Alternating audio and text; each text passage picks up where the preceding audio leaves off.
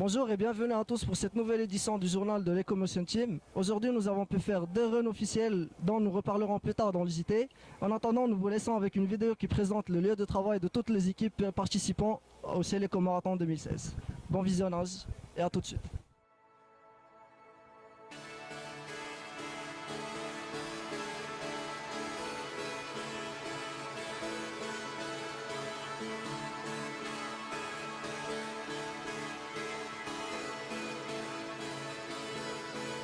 I turn the music up, I got my records on. I shut the world outside until the lights come on. Maybe the streets are alive, maybe the trees are gone. I feel my heart start beating to my favorite song. And all the kids they dance, all the kids all laugh until Monday morning feels another life. I turn the music up, I'm on the world aside, and heaven is inside.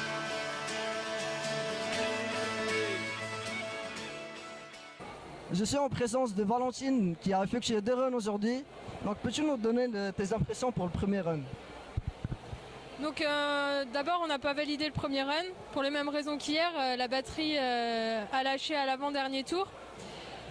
Sinon tout le run s'est bien passé, j'étais constante au niveau des vitesses à 2 secondes près. Le trafic était assez fluide sauf à un moment où j'ai dû un peu slalomer entre les véhicules, mais ça s'est vraiment bien passé dans l'ensemble. Et pour le deuxième run? Pour le deuxième run, j'ai fait un tonneau au milieu de premier tour. En fait, on avait changé la configuration de la voiture. On était repassé sur des pneus Michelin alors qu'avant on avait des pneus qui accrochaient beaucoup plus. Et je pense que dans un virage, je suis arrivée un peu vite et il y a une roue qui a décollé et je me suis retournée. Donc vraiment déçue parce qu'il ne reste plus qu'un run pour un essai pour le valider et ça va être chaud, mais toute l'équipe va faire de son mieux, moi aussi. J'espère que ça passera pour demain. Donc demain, c'est notre dernière chance pour faire un run. Quelle configuration as-tu décidé pour mettre sur la voiture?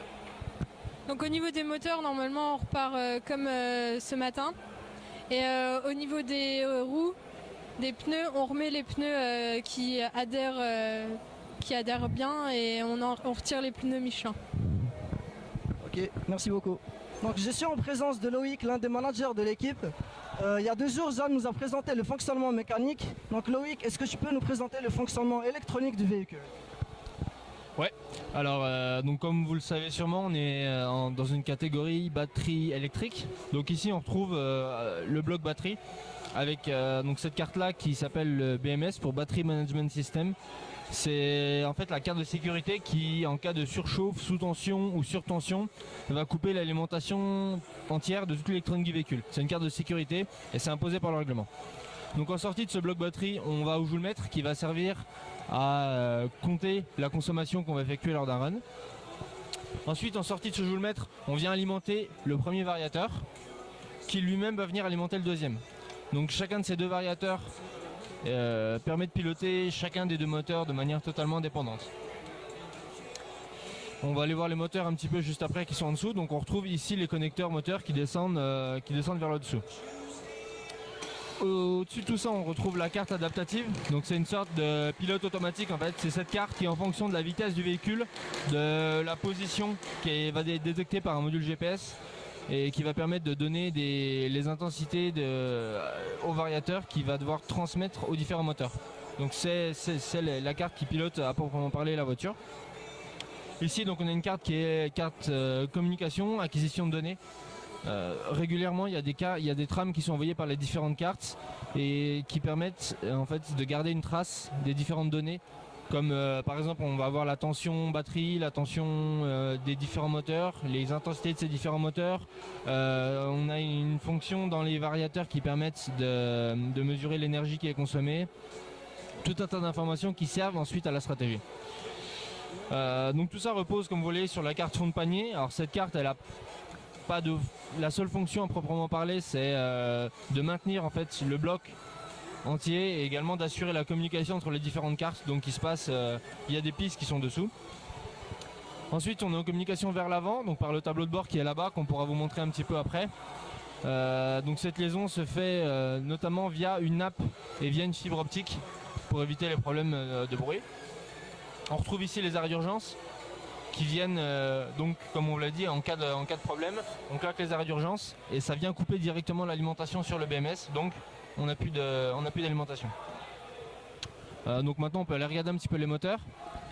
Alors pour ce qui est des moteurs, donc on voit que les câbles arrivent d'ici depuis le bloc du coffre. Donc on retrouve les deux moteurs qui sont alimentés séparément et donc indépendamment par chacun des deux variateurs. Ça permet d'avoir plus de flexibilité et de piloter chacun des deux moteurs un petit peu comme on en a envie, en fonction des différents rapports de réduction qu'on va choisir, etc. Pour ce qui est de l'avant, on peut peut-être passer un peu à l'avant.